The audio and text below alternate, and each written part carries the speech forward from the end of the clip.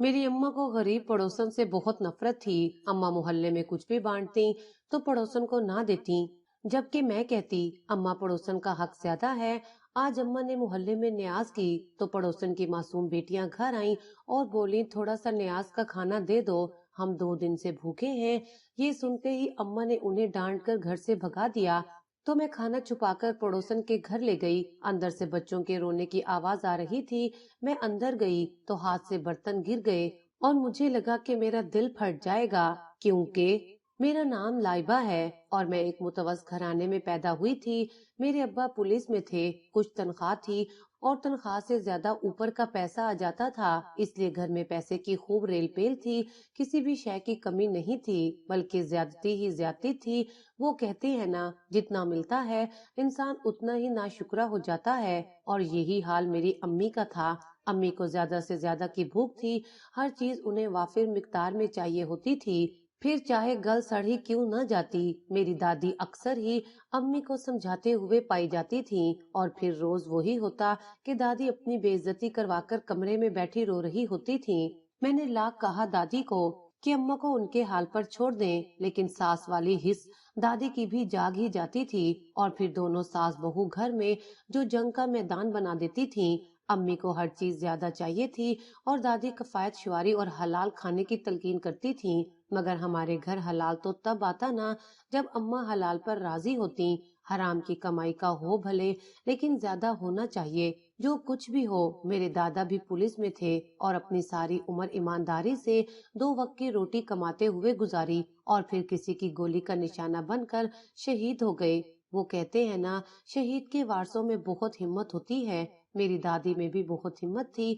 अपना शोहर खोकर इकलौते बेटे को भी इसी राह पर चलने की तलकीन करती रही। दादी बताती थी कि जब तक मेरे अब्बा की शादी नहीं हुई थी, वो माँ के फर्माबरदार और मुल्क के वफादार थे, लेकिन शादी के बाद वो न इधर के रहे और न उधर के रहे। शादी अब्बा ने अपनी पसंद से की थी, इसलिए अम्मा के खूब नाज नखरे भी उठाए। अम्मा बातों पर टलने वाली औरत नहीं थी। कहा कि जो वादे कस्में की हैं चांद तारे तोड़ने की, पूरी करो। अब्बा मोहब्बत के लिए तरबियत और बाप की कुर्बानी को भूल गए और रिश्वत लेनी शुरू कर दी। ईमानदारी की कमाई से सिर्फ 2 वक्त की रोटी मिलती थी। ऊपर का पैसा आया तो रोटी के साथ जिंदगी भी बदल गई। हम दोनों बहन भाई इस छोटे से घर में ही पैदा हुए थे और अपनी जिंदगी के 4 साल उस छोटे बागीचे वाले घर में दादी की कहानियां और अम्मी के हर वक्त के लड़ाई झगड़े सुनकर बड़े हुए थे। अब्बू तो हमारे अल्लाह मियाँ की गाय थे, मगर सिर्फ हमारी अम्मी के सामने कड़कदार पुलिस वाला घर में भीगी बिल्ली बन जाता था।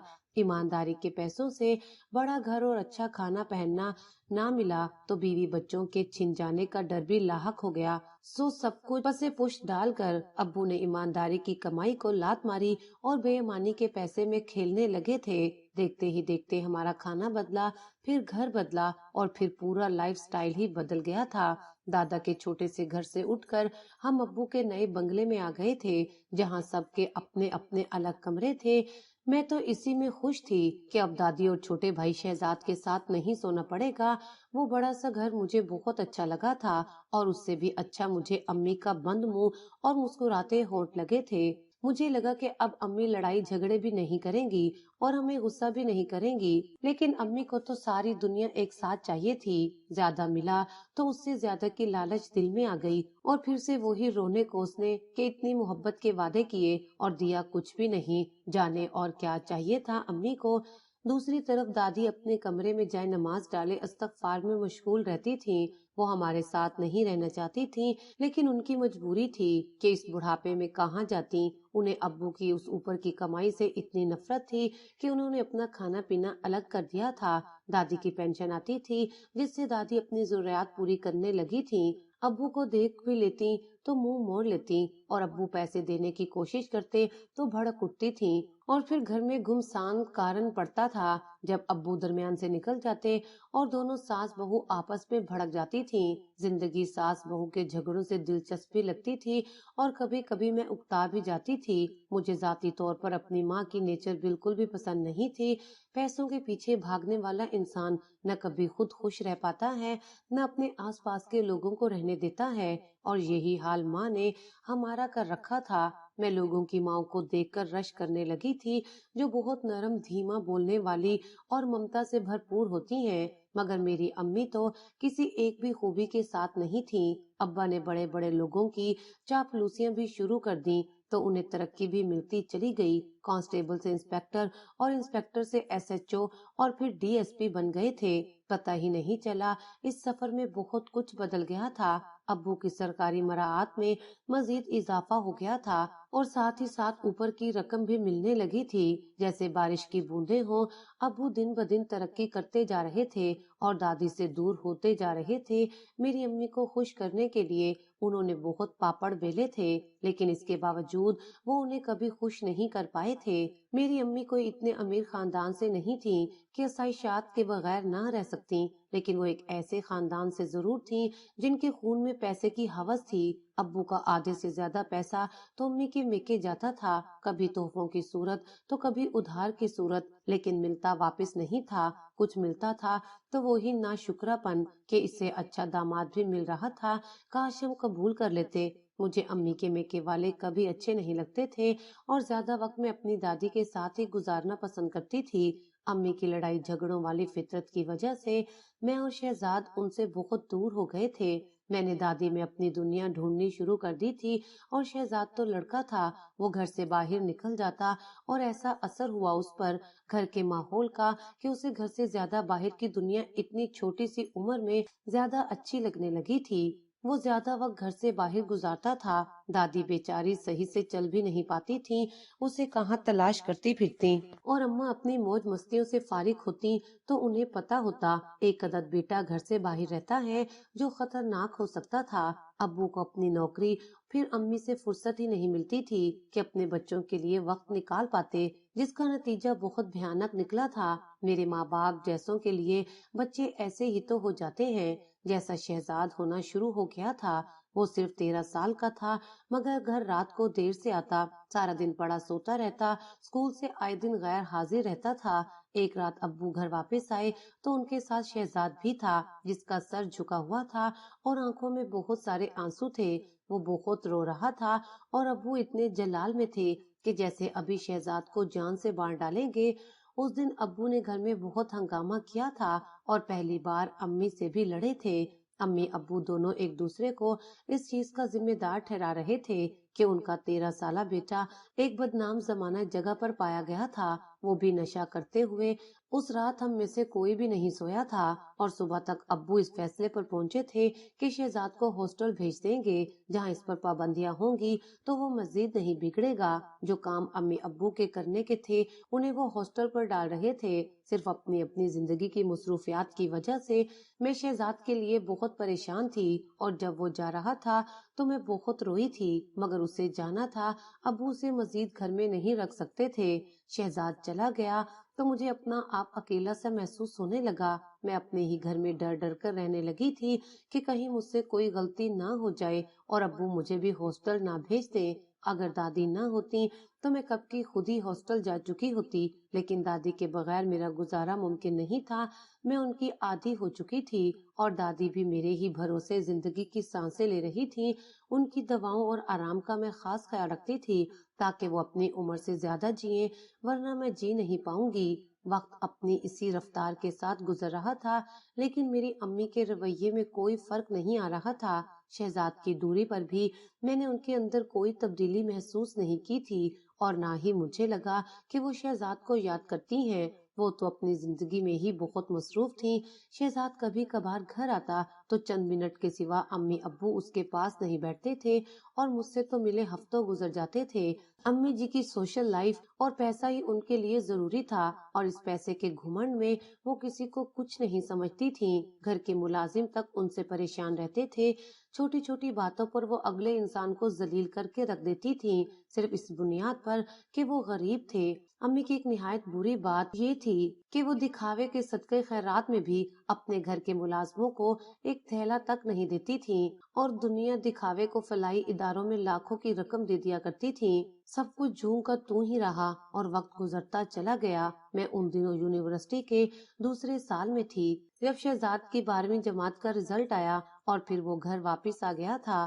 گھر آیا تو اس کے چہرے پر میں نے عجیب سی خوشی دیکھی تھی۔ مجھے بہت اچھا لگا کہ وہ گھر واپسی کے لیے خوش ہے، لیکن اس کی خوشی کی وجہ گھر نہیں کوئی اور تھی۔ ابو نے اسے آگے پڑھنے کے لیے مزید امریکہ جانے کا کہا تو اس نے ایک ایسی شرط ابو کے سامنے رکھی جسے سن کر ابو کا مارے غصے کے برا حال ہو گیا تھا اور میرے تو پیروں تلے سے زمین ہی نکل گئی تھی۔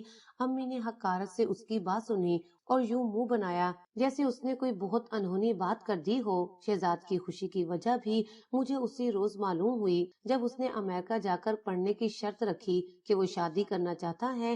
تمہارا دماغ ٹھکانے پر ہے، اپنی عمر تو دیکھو اور اپنی شرطیں دیکھو۔ ابو تو آگ بگولا ہی ہو گئے تھے۔ شہزاد سے انہوں نے کبھی نرمی سے بات نہیں کی تھی اور جب وہ جوان ہو گیا تو تب بھی اسے یوں ٹریٹ کیا جیسے وہ ان کی جیل میں بند ہوا کوئی مجرم ہو، لیکن وہ ان کا بیٹا تھا جو جوانی کے اس دور میں تھا جہاں چھوٹا سا بھی بڑا لگتا ہے اور ذرا سی بات بھی انسان کے دل میں چپ جاتی ہے۔ میرا دماغ ٹھکانے پر ہے اور میں بچہ بھی نہیں رہا ابو جس کی خواہشات آپ یوں چیخ چلا کر دبا دیں گے۔ میں 18 سال کا بالغ انسان ہوں اور شادی کرنا حق ہے میرا۔ میں شادی کر کے اپنی بیوی کو ساتھ لے کر جانا چاہتا ہوں۔ شہزاد کو بھی غصہ آ گیا تھا۔ اتنے برس ہاسٹل میں رہ کر اس کے اندر وہ بار سا بھر گیا تھا جو نکلنے کا وقت ہو گیا تھا۔ کون لڑکی پسند کی ہے تم نے؟ کہاں کی ہے؟ ماں باپ کون ہے اور سٹیٹس کیا ہے اس کا؟ امی کی طرف سے مجھے بھی ایسے ہی کسی سوال کی امید تھی۔ ان کے لیے انسان سے زیادہ اس کا سٹیٹس میٹر کرتا تھا۔ نہ ماں باپ ہے اس کے اور نہ ہی کوئی سٹیٹس ہے۔ ریڈ لائٹ ایریا میں رہتی ہے۔ شہزاد کے منہ سے الفاظ نکلے تھے اور ابا کا ہاتھ اٹھا اور اس کے منہ پر نشان چھوڑ گیا تھا۔ امی منہ پر ہاتھ رکھے شہزاد کو دیکھ رہی تھی، اس لیے نہیں کہ ابو نے تھپڑ مارا تھا بلکہ اس لیے کہ شہزاد نے ایک بدنام زمانہ علاقے کی لڑکی کو پسند کر لیا تھا۔ تم ہوش میں بھی ہو؟ کیا کہہ رہے ہو؟ نام خراب کرو گے ہمارا۔ سوسائٹی میں کچھ عزت ہے ہماری، تمہارے چکر میں وہ خراب کر دیں۔ تمہاری شادی کسی صورت ایسی کسی لڑکی سے نہیں ہو سکتی۔ امی پھنکاری تو شہزاد نے نفی میں سر ہلاتے ہوئے انہیں دیکھا۔ شہزاد کی آنکھوں میں بہت دکھ تھا۔ وہ اپنوں سے بہت دور پلا بڑا تھا، لیکن جب دل کی بات آئی تو اس نے اپنوں کو سب سے پہلے بتائی تھی، لیکن اس کا دل بری طرح سے ٹوٹ گیا تھا۔ میں پھر بھی امریکہ نہیں جا رہا، وہ یہ کہتا اپنے کمرے میں چلا گیا۔ میں اس کے پیچھے ہی گئی، اسے تسلی دینے کی کوشش کی، لیکن وہ شدید غصے میں تھا۔ جن بچوں کو ماں باپ کی توجہ نہیں ملتی ان کی شخصیت ٹوٹ پھوٹ کا شکار ہو جاتی ہے، جیسے شہزاد کی ہو چکی تھی۔ اپنی موج میں مگن ہو کر میرے ماں باپ نے ہمیں سب دیا مگر توجہ نہ دی جس کی مجھے اور شہزاد کو بہت ضرورت تھی۔ شہزاد اس وقت بہت ٹوٹ چکا تھا اور کسی سے بات نہیں کرنا چاہتا تھا۔ اس نے مجھے پکڑ کر کمرے سے نکال دیا۔ میں اس کے لیے بہت پریشان تھی۔ میں نے دادی کو بھی طوائف والی بات ہٹا کر ساری بات بتا دی تو وہ بھی اپنا سر پیٹ کر رہ گئی تھی۔ وہ بھی چاہتی تھی کہ شہزاد کی شادی ہو جائے اگر وہ چاہتا ہے تو، لیکن مجھے پتا تھا دنیا ادھر سے ادھر ہو سکتی ہے لیکن میرے ماں باپ نہیں مان سکتے، اور شاید شہزاد بھی اس بات کو اچھے سے سمجھتا تھا۔ اس رات وہ میرے پاس آیا اور میری گود میں سر رکھ کر بہت دیر لیٹا رہا تھا۔ مجھ سے بہت باتیں کی تھی اس نے اور میرا ہاتھ یوں زور سے تھام رکھا تھا جیسے میلے میں کھو جانے کے ڈر سے بچہ تھام لیتا ہے۔ اس کی باتوں میں بہت عجیب پن سا تھا۔ اس رات ہم دونوں بہن بھائی نے ایک دوسرے سے اپنے اپنے غم بانٹے تھے۔ ہم دونوں کے غم ایک ہی جیسے تھے۔ میں بڑی تھی، میں رو نہیں سکتی تھی، اس لیے اسے حوصلہ دیتی رہی تھی۔ ہماری سکی ماں نے ہماری ماں بن کر نہ دکھایا تو میں نے ماں کے بغیر گزارا کر لیا تھا، لیکن شہزاد کے لیے میں خود ماں بنی تھی۔ وہ بالکل مجھے میرے بچوں جیسا لگتا تھا جس کی ہر خواہش میں پوری کر دینا چاہتی تھی، لیکن اکثر ہمارے بس میں کچھ نہیں ہوتا، جیسے اس وقت میرے بس میں کچھ نہیں تھا۔ باتیں کرتے کرتے ہی میری آنکھ لگ گئی تھی۔ جب صبح میں جاگی تو شہزاد وہاں نہیں تھا۔ میں سمجھی وہ اپنے کمرے میں جا چکا ہوگا۔ فریش ہو کر میں نے ناشتہ کیا اور یونیورسٹی چلی گئی۔ واپس آئی تو میرا دل بہت چاہا کہ شہزاد کے ساتھ کھانا کھاؤں اور ملازمہ کو اسے بلانے کا کہا، لیکن اس نے جو کچھ مجھے بتایا سن کر میرے پاؤں تلے سے زمین نکل گئی تھی۔ میں ملازمہ پر بھڑک اٹھی کہ اس نے مجھے صبح ہی کیوں نہیں بتایا کہ شہزاد اپنا سوٹ کیس لے کر گھر سے صبح سویرے نکلا ہے۔ میں فوراً شہزاد کے کمرے کی طرف بھاگی اور جیسے اس کی الماری کھولی تو میرے پیروں میں جان ہی نہیں رہی۔ میرا دل جیسے بند ہونے لگا تھا۔ شہزاد کی پوری الماری خالی تھی۔ وہ اپنا سارا سامان لے کر جا چکا تھا، مگر کہاں؟ मैं वापस अपने कमरे में आई। मुझे समझ नहीं आ रहा था कि मैं क्या करूं या किस तरह ढूंढूं अपने भाई को। उसी वक्त मुझे अम्मी का फोन आया। वो अपनी किसी दोस्त की पार्टी में गई हुई थी और वापस घर आ रही थी। फिर किसी दोस्त की सालगिरह की तकरीब में जाने के लिए उन्हें मेरा डायमंड का सेट चाहिए था, जो कुछ अरसा पहले ही मुझे अब्बू ने खरीद कर दिया था। मैंने जैसे ही अपनी अलमारी खोली तो मेरे जिस्म से रही सही जान भी निकल चुकी थी और आंखों के आगे अंधेरा सा छाने लगा था। अलमारी का दरवाजा पकड़कर मैंने खुद को गिरने से बचाया था। मेरा सर चकरा रहा था और आंखों में ढेरों आंसू आ गए थे। शहजाद मुझे धोखा देकर मुझे बेवकूफ बनाकर चला गया था। मेरी अलमारी में मेरा कोई जेवर नहीं था। सोने और डायमंड के 3-4 सेट थे मेरे पास और वो सारे लेकर जा चुका था। वहाँ पर बस एक पेज पड़ा था जिस पर लिखा था, आपी मुझे जाना होगा। मैं इस घुटनज़दा घर में मजीद नहीं रह सकता और ऐसे माँ बाप के साथ तो बिल्कुल भी नहीं रह सकता जिन्हें अपनी औलाद की खुशी से ज्यादा अपने सोशल स्टेटस की फिक्र हो। मैं ऐसी जिंदगी हरगिज भी नहीं गुजार सकता।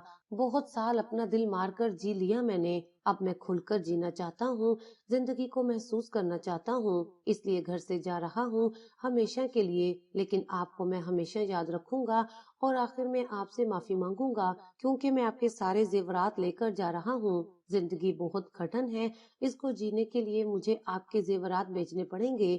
हो सके तो मुझे माफ कर दीजिएगा। वो सारी रात मेरे पास मेरी मोहब्बत में नहीं बैठा, बल्कि वो तो मेरे सोने का मुंतजिर था। जैसे ही मेरी आंख लगी वो अपने हाथ की सफाई दिखा गया था। मेरा खुद का भाई मेरी मोहब्बत का फायदा उठाकर मुझे धोखा दे गया था। अम्मी घर आ चुकी थी और मुझसे सेट मांग रही थी। मैं चुपचाप उनके सामने बैठी हुई अब्बू का इंतजार कर रही थी, जिन्हें मैंने फोन करके जल्दी घर आने का कहा था।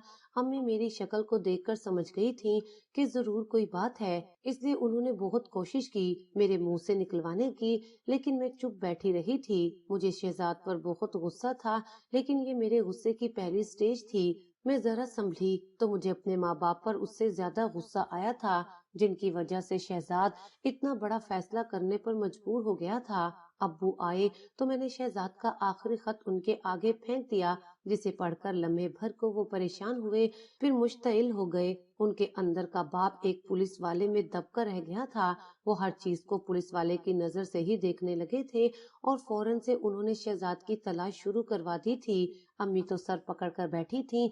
इतना ज्यादा जेवर गायब हो जाने पर मुझे बहुत अफसोस हुआ था कि वो मेरी माँ है। वो माँ हो ही नहीं सकती थी। माएँ ऐसी नहीं होती जैसी वो थी। अपने बेटे के चले जाने से ज्यादा वो जो जेवर लेकर गया था उन्हें उसकी फिक्र थी। मुझे सिर्फ अपना भाई चाहिए था। ऐसे कई जेवरात में उसकी नजर उतारने पर ही वार सकती थी। अब्बा ने अपनी बहुत कोशिश की, अपने सारे कनेक्शंस लड़ाए, लेकिन शहजाद को न मिलना था ना वो मिला। तलाश करने से तो वो लोग मिल जाते हैं जो गुम हुए हों। वो गुम नहीं हुआ था, बल्कि अपनी मर्जी से गया था। वो ऐसा गायब हुआ जैसे गधे के सर से सींग, और फिर वो ना मिला। जाने उसे जमीन निगल गई कि आसमान, कि फिर उसे कभी ना देखा। मैंने उसकी याद में रोते बिलखते दिन गुजारे थे। मुझसे ज्यादा तो उसे दादी याद करती थी और उसे याद करते करते ही एक दिन दादी दुनिया से चली गई थी। मैं एकदम भरी दुनिया में अकेली पड़ गई थी। दो ही लोग थे मेरे और दोनों ही मुझसे जुदा हो गए थे। अब्बू पर शहजाद के जाने ने थोड़ी सी जरब तो लगाई ही थी और दादी के जाने पर वो अजीब परेशान से रहने लगे। अलबत्ता अम्मी को कोई असर नहीं हुआ था। वो वैसे ही जिंदगी जी रही थी जैसे पहले जीती थी, और वैसे ही घर में तूफान खड़ा किए रखती थी। और वो उदास होती भी क्यों, उनका तो कुछ नहीं गया था, नुकसान तो हमारा हुआ था। सो काफी दिनों तक मैं सोग में रही और अब्बू छुट्टी लेकर उदास से रहे। अब्बू ने फिर से काम पर जाना शुरू कर दिया और मैंने खुद को अपनी पढ़ाई में मसरूफ कर लिया था। मगर दादी और शहजाद मुझे बहुत याद आते थे और उन्हें याद करते करते मैं तड़प कर रोने लगती थी। मैंने शहजाद को ढूंढने की अपने से बहुत कोशिश की थी, यहाँ तक कि मैं उस बदनाम इलाके में भी गई थी, लेकिन मुझे शहजाद का पता कहीं से भी ना चल सका। तो मैंने उसकी जुदाई पर भी सब्र कर लिया था। हालात जैसे भी हों, वक्त गुजर ही जाता है। रोते रोते या हंसते हंसते मेरा वक्त भी गुजरता रहा। सुबह मैं यूनिवर्सिटी चली जाती, फिर एकेडमी, और शाम को घर आकर कमरे में ही रहती थी। महीनों गुजर जाते और मेरी अम्मी अब्बू से मुलाकात नहीं हो पाती थी اور سچ یہی تھا کہ میں ان سے ملنا بھی نہیں چاہتی تھی۔ میں خود بھی ان سے دور دور ہی رہنے کی کوشش کرتی تھی۔ دن مہینوں اور مہینے سالوں میں بیتے، میری پڑھائی بھی مکمل ہو گئی تو میں نے اپنا چھوٹا سا بزنس شروع کر دیا تھا اور اپنا زیادہ وقت اپنے آؤٹ لیٹ پر ہی گزارنے لگی تھی۔ ہر گزرتے دن کے ساتھ مجھے یہی امید تھی کہ ایک دن شہزاد آ جائے گا، لیکن 7 برس گزر گئے اور شہزاد نہ آیا۔ امی ابو میری شادی کروانا چاہتے تھے لیکن میں کسی صورت راضی نہیں تھی، اس لیے وہ بھی چپ ہو گئے۔ ہم تینوں لوگ اپنی اپنی زندگیوں میں مصروف، ایک ہی گھر میں رہتے ہوئے بھی ایک دوسرے سے کوسوں دور تھے۔ انہی دنوں گھر میں عجیب سا ماحول محسوس ہوا تھا۔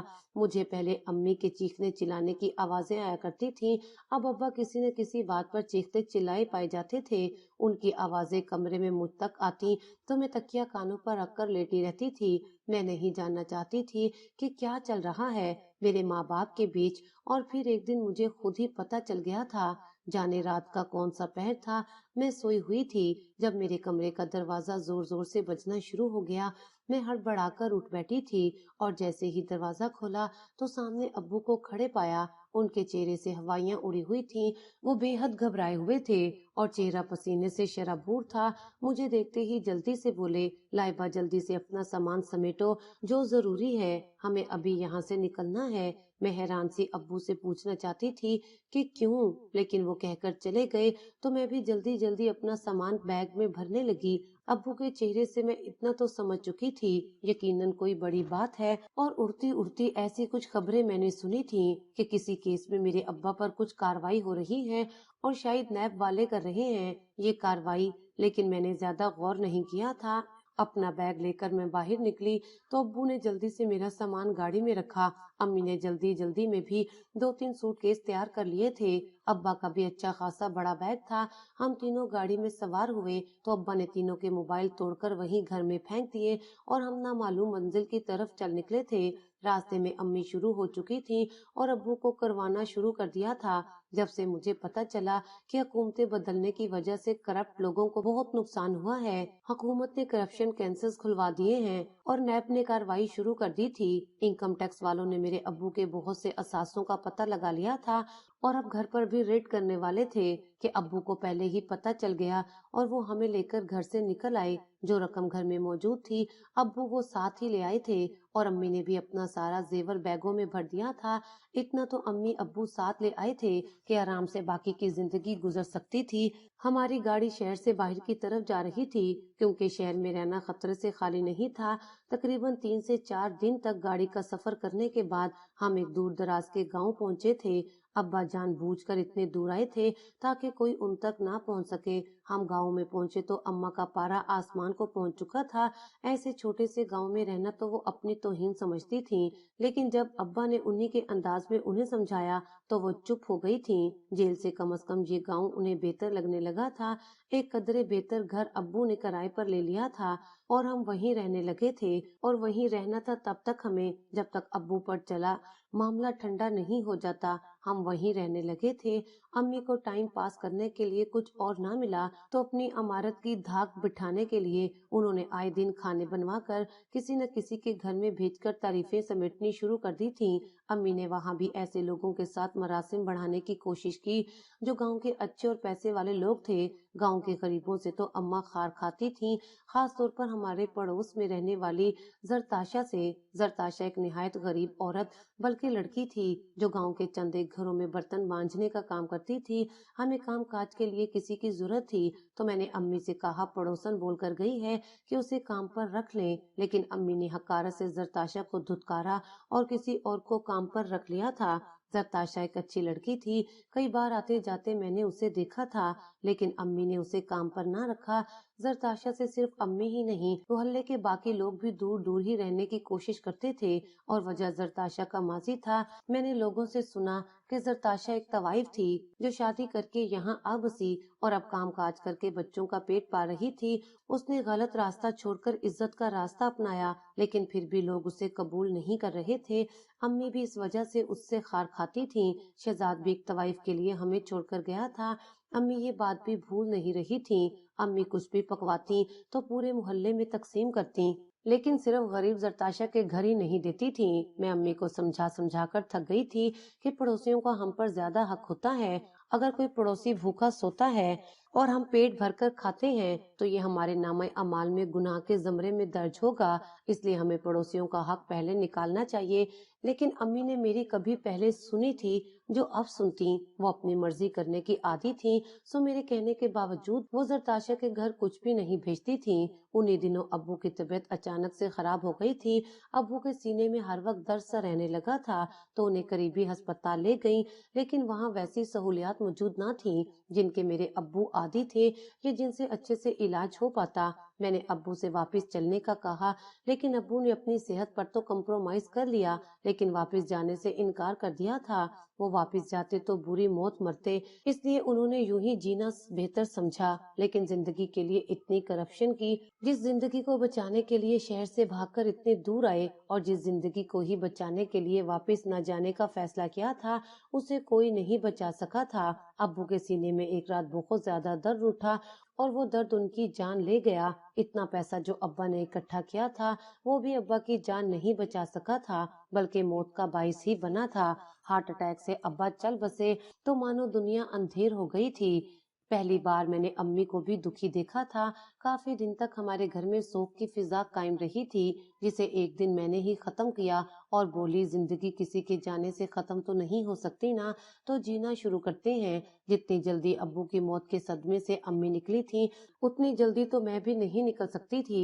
हालांकि मेरी अब्बू से इतनी जाती वाबस्तगी भी नहीं थी। अम्मी वाकई खुश नसीब थी जो ऐसा दिल ही नहीं रखती थी जो किसी के जाने का गम करता रहे।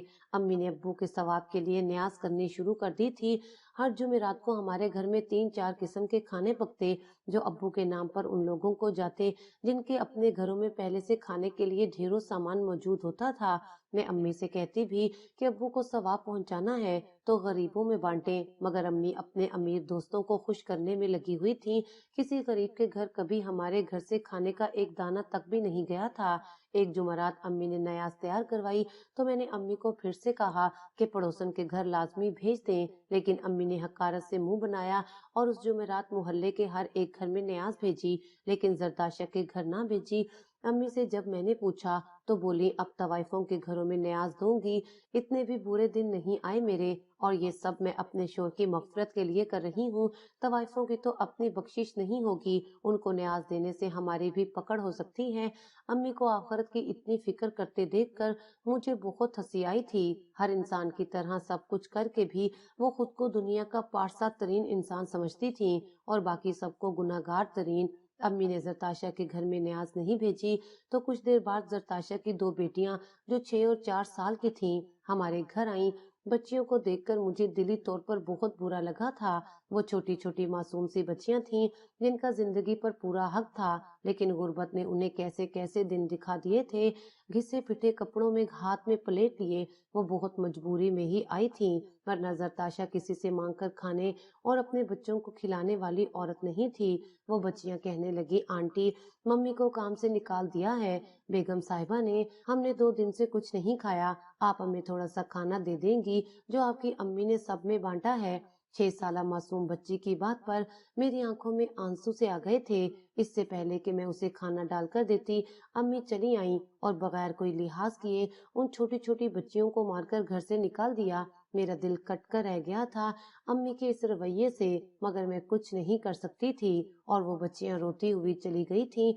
मैं बहुत दुखी हुई थी, लेकिन अम्मी से कुछ भी कहना फजूल था, इसलिए मैं खामोश होकर बैठ गई। और जैसे ही अम्मी अपने कमरे में गई तो मैंने जल्दी से खाना बर्तनों में डाला और अम्मी से छुपाकर घर से निकल आई। जरताशा के दरवाजे के पास मैं पहुंची तो अंदर से मुझे बच्चों के रोने की आवाज आ रही थी। यकीनन वो भूखे थे और भूख की वजह से रो रहे थे। मैं जल्दी से दरवाजा खोलकर अंदर गई कि बच्चों को खाना देकर चुप करवा सकूं, लेकिन जैसे ही मैं अंदर दाखिल हुई तो मेरी आंखें फटी की फटी रह गईं और मेरे हाथों से खाने के बर्तन छूटकर जमीन पर जा गिरे और मेरा दिल कट कर रह गया था। मैं शल होती टांगों पर बामुश्किल खड़ी वो मंजर देखती रही जो मैंने ख्वाबो ख्याल में भी नहीं सोचा था। मेरा दिल जैसे धड़कना बंद ही कर देता अगर मुझे फौरन होश न आता। मेरी नजर बच्चों पर गई जो तरसी हुई निगाहों से गिरे हुए खाने को देख रहे थे। जो मुझे लगा मैं खड़े खड़े मर जाऊंगी। मैं फौरन से बाहर की तरफ भागी और अपने घर में आकर मैंने जल्दी से अपनी गाड़ी की चाबी उठाई और वापस जरताशा के घर में आ गई। जरताशा हैरानी से मुझे देख रही थी और उस पल मुझे कोई भी देखता हैरान ही होता, क्योंकि मेरे जिस्म से सारा खून जैसे निचड़ गया था और शक्ल पर जर्दी नजर आने लगी थी। मेरा दिल बहुत दर्द कर रहा था और आंखों से अश्क बहने लगे थे। मैं घुटनों के बल उस टूटी फूटी चारपाई को पकड़कर बैठती चली गई जिस पर लेटा शख्स भी मुझे पहचान चुका था और जारो कतार रो रहा था। उसकी आंखों से आंसू बह रहे थे मगर जिस्म पूरी तरह से मफलूज था। वो हिल भी नहीं पा रहा था मगर उसका दुख आंखों से अया हो रहा था। मेरा दिल कटने लगा था क्योंकि वो मेरा भाई था, वो मेरा शहजाद था जिसको माँ बनकर पाला था मैंने, जिसने जिंदगी आसाइशों के बगैर नहीं गुजारी थी और आज एक टूटे फूटे से घर की टूटी फूटी चारपाई पर भूखा प्यासा लेटा था। मैंने तो हमेशा यही दुआ की थी कि वो जहाँ रहे खुश रहे, तो फिर क्यों वो इस हाल में था कि मुझसे बर्दाश्त करना मुश्किल हो रहा था। 1 साल होने वाला था मुझे इस मोहल्ले में आए हुए और मेरे पड़ोस में कौन रहता है मैंने जानने की कोशिश नहीं की थी। मुझे खुद पर बहुत गुस्सा आया था कि काश मुझे पता होता तो मेरा भाई इतनी मुश्किल में ना होता। मैंने जरताशा को सहारा देने का कहा और शहजाद को गाड़ी में बिठाया। जरताशा और बच्चियां भी साथ ही गाड़ी में बैठ गई थीं। जरताशा समझ रही थी कि हमदर्दी में मैं ये सब कर रही हूँ, लेकिन मैं तो इश्क में कर रही थी। मेरा भाई मेरा इश्क था जिसे तड़पते हुए देखना मेरी मौत थी। मैं उसे अस्पताल लेकर आई जहाँ उसका इलाज शुरू हो चुका था। बच्चों और जरताशा को मैंने करीबी रेस्टोरेंट पर खाना खिलाया। बच्चियां जिस तरह खाने पर टूट पड़ी थीं, देखकर मुझे खुद पर बहुत अफसोस हुआ था कि भले मैं माँ को उनकी मदद करने के लिए राजी नहीं कर सकती थी, लेकिन मैं खुद तो कर सकती थी ना। लेकिन मैं भी माँ जैसी ही निकली थी। मैं उन सब लोगों जैसी ही निकली थी जो दूसरों को कहते रहते हैं खुद कुछ नहीं करते। मुझे भी पछतावा था कि मैंने खुद कुछ क्यों नहीं किया। यही सोच रही थी कि अम्मी मदद नहीं कर रही तो वो बहुत बेरहम है। अगर मैं इतनी रहम दिल थी तो मैं भी तो मदद कर सकती थी। लेकिन मेरा दिल तब तक पूरी तरह माइल नहीं हुआ मदद को जब तक वहाँ मैंने अपने भाई को तड़पते बिलखते नहीं देख लिया था। मैंने जरताशा को सब बता दिया और उससे पूछा कि ये सब कैसे हुआ है। तो जो कुछ उसने मुझे बताया तो मेरे पैरों तले से जमीन निकाल देने के लिए वो काफी था। मैं बर्फ का बेब बनी बैठी कतरा कतरा पिघल रही थी और उसकी बातों का यकीन करने में मुझे सांस लेना दुश्वार लगने लगा था। हमेशा वही क्यों होता है जो हम नहीं सोचते। शहजाद घर से निकला तो मेरे जेवरात साथ लेकर गया था। जरताशा एक मासूम सी लड़की थी जो अपने के हाथों धोखा खाकर कोठे की जीनत बन गई थी, मगर इससे पहले वो किसी के हाथ नीलाम होती शहजाद की नजर उस पर पड़ गई थी और शहजाद ने पहली ही मुलाकात में उससे शादी करने का फैसला कर लिया था। उसने अपने फैसले से हमें आगाह भी किया था, लेकिन अम्मी अब्बू ना माने तो उसने अपनी मोहब्बत खुद पाने का फैसला कर लिया था। वो जानता था घर से निकलेगा तो सबसे ज्यादा परेशानी उसे पैसों की होगी, इसलिए अपनी सेविंग के साथ साथ वो मेरी ज्वेलरी भी लेकर गया था जिसकी कीमत करोड़ों में थी। जरताशा को कोठे से भगाकर शहजाद ने शहर छोड़ दिया था। वो एक दूसरे शहर में जा बसा था अपना छोटा सा ढाबा खोलकर। जरताशा और शहजाद दोनों अपनी जिंदगी खुशियों में गुजार रहे थे जब एक दिन उनके घर पर किसी ने धावा बोल दिया था। वो कुछ लोग थे जिन्होंने ढाबा जला दिया और शहजाद के घर में तोड़फोड़ शुरू कर दी थी। शहजाद की उस वक्त एक छोटी सी बच्ची भी हो चुकी थी। जरताशा फिर से उम्मीद से थी और घर में हुई टूट फूट से उसे नुकसान भी हो सकता था, इसलिए शहजाद ने बीच बचाव की कोशिश करनी चाहिए।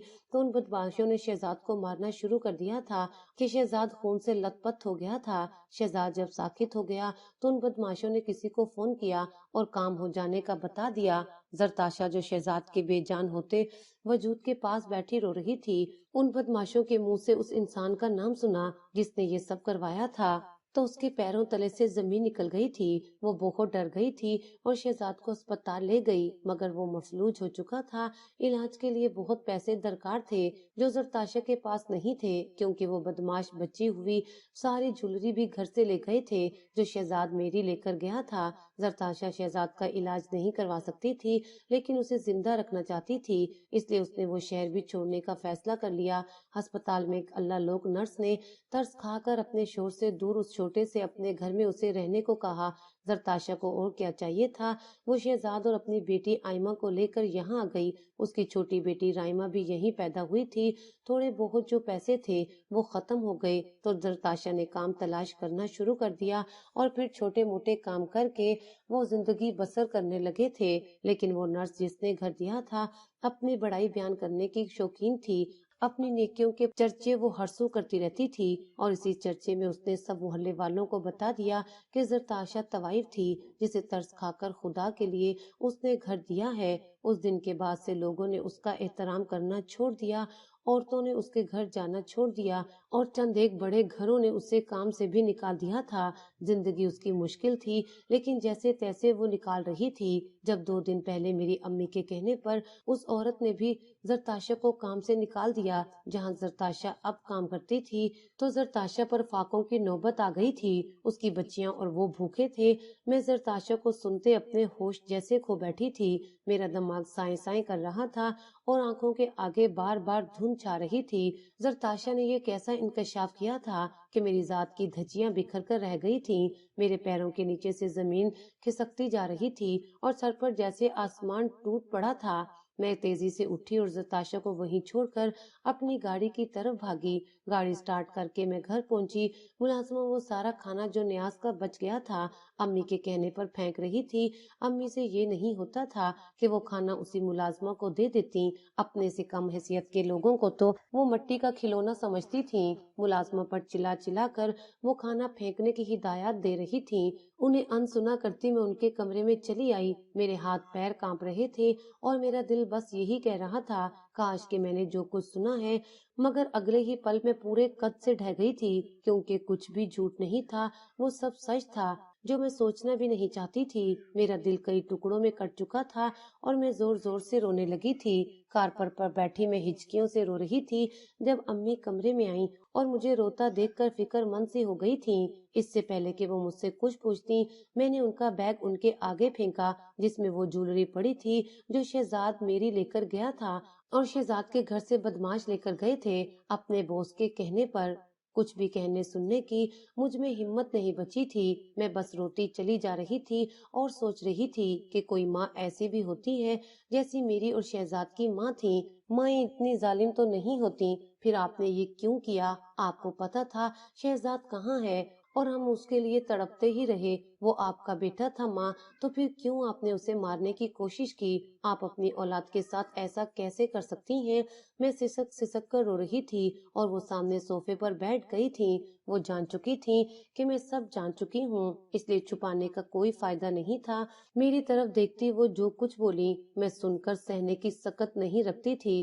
نہیں تھا وہ میرا بیٹا، نہیں ہے وہ میری اولاد، میں نے صرف تمہیں جنم دیا ہے۔ وہ کون ہے؟ اس کی ماں کون ہے؟ کوئی نہیں جانتا۔ اسے تو تمہارا باپ کچرے سے اٹھا کر گھر لے آیا اور ایک ہی رات میں اتنا پیار آ گیا کہ اس نے شہزاد کو یتیم خانے دینے سے منع کر دیا اور اپنا بیٹا بنا لیا۔ لیکن شہزاد نے کیا کیا؟ وہ احسان فراموش نکلا، ہمارے ہی پیسے پر پل کر ہمیں ہی دھوکہ دے کر جیولی لے کر فرار ہو گیا۔ اس سب کے بعد میں اس کا منہ ماتھا نہیں چوم سکتی تھی۔ میں اسے اس کی اس احسان فراموشی کی سزا دینا چاہتی تھی، میں اسے جولی لینا چاہتی تھی، اس لیے میں نے سب کیا۔ وہ اسی لائق تھا۔ وہ بالکل بھی پچھتا نہیں رہی تھی بلکہ بہت فخر سے بتا رہی تھی اور میرے کانوں میں یہی گردش کر رہا تھا کہ شہزاد میرا سگا بھائی نہیں ہے، وہ میرا بھائی تھا، میری جان کا ٹکڑا تھا۔ مجھے پہلی بار احساس ہوا کہ ابو نے کتنا غلط کیا، امی کی ہر جائز ناجائز خواہش پوری کر کے۔ امی کو پیسوں کی نہیں ٹریٹمنٹ کی ضرورت تھی۔ امی دماغی طور پر مجھے بالکل ٹھیک نہیں لگتی تھی، وہ واقعی میں ٹھیک نہیں تھی۔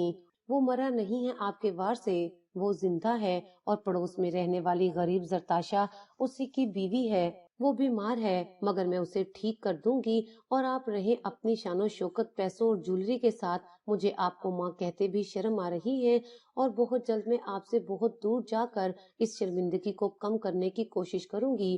میں یہ کہتی نکل گئی تو وہ پیچھے سے آوازیں دیتی رہی تھیں لیکن میں نے ایک بھی نہ سنی۔ میں ہسپتال چلی آئی اور شہزاد کے ساتھ ساتھ ہی رہنے لگی تھی۔ وہ اتنے عرصے کا بیمار تھا، اسے ٹھیک ہونے پر وقت لگنا تھا اور اچھا علاج کسی شہر میں ہی ہو سکتا تھا۔ میں اپنے پرانے شہر واپس نہیں جا سکتی تھی، مجھ میں اتنی ہمت نہیں تھی کہ اپنے ماں माँ बाप के किए पर सारी जिंदगी अदालतों के चक्कर काटती रहूं। मैंने एक दूसरे शहर में रिहाइश की और शहजाद के इलाज का इंतजाम किया और शहजाद जरताशा और उसकी बेटियों को लेकर माँ को छोड़कर मैं चली गई। माँ मुझे पुकारती रही, लेकिन उनकी किसी भी पुकार पर मेरे दिल ने वापस जाने का नहीं कहा था। उन्हें पैसे चाहिए थे और इसी भूख में उन्होंने अपने हाथों से सब कुछ खो दिया था। मैं शहर आ गई तो शहजाद का इलाज अच्छे से शुरू हो गया था। मेरे पास जो कुछ बचा था, मैंने और ताशा ने मिलकर अपना खाने का सेटअप बना लिया था। अपनी मेहनत से हम दोनों बिजनेस सेट करना चाहती थी जो हमारी जरूरियात को पूरा करे और शहजाद को सेहतमंद कर दे। जैसे कैसे शहजाद ठीक हो रहा था, बिजनेस भी बढ़ता गया और जिस दिन वो बिल्कुल ठीक हो गया, हमने ढाबे से रेस्टोरेंट की इब्तिदा कर दी थी। माँ के लिए वो सगा नहीं था, मगर मुझे मेरे सकों से भी बढ़कर अजीज था। वो मेरा भाई था, मेरा जिगर था, जिसके लिए मैं सारी दुनिया को दांव पर लगाकर सारी दुनिया से लड़ सकती थी। मैं उसे फिर से हंसते मुस्कुराते देखने के लिए कुछ भी कर सकती थी। मैंने अपने भाई को दोबारा पैरों पर खड़ा किया। वो भी कारोबार में हाथ बटाने लगा था, बच्चियां स्कूल जाने लगी थीं। वो सब जो उनका हक था, उनके माँ बाप ने उन्हें सब दिया था। शहजाद की खुशी में शहजाद को जीता देखकर मैं बहुत खुश थी और उसे हमेशा जीने की दुआ देती थी। माँ की खबर मिली कि वो अपना ज़हनी तवाज़ुन खो बैठी हैं। मैं जानती थी कि वो ठीक नहीं है और एक दिन अपना ज़हनी तवाज़ुन खो बैठेंगी। वो माँ थी, मैं उनसे नफरत करने के बावजूद उन्हें छोड़ नहीं सकती थी। उन्हें असाइलम में दाखिल करवा दिया ताकि वो ठीक हो सकें और जब ठीक होकर वहाँ से निकले तो एक मिस्बत औरत बनकर निकले। मैंने पूरी कोशिश की थी अपनों की जिंदगी को बेहतर बनाने में मैं अपना हक अदा कर सकूं।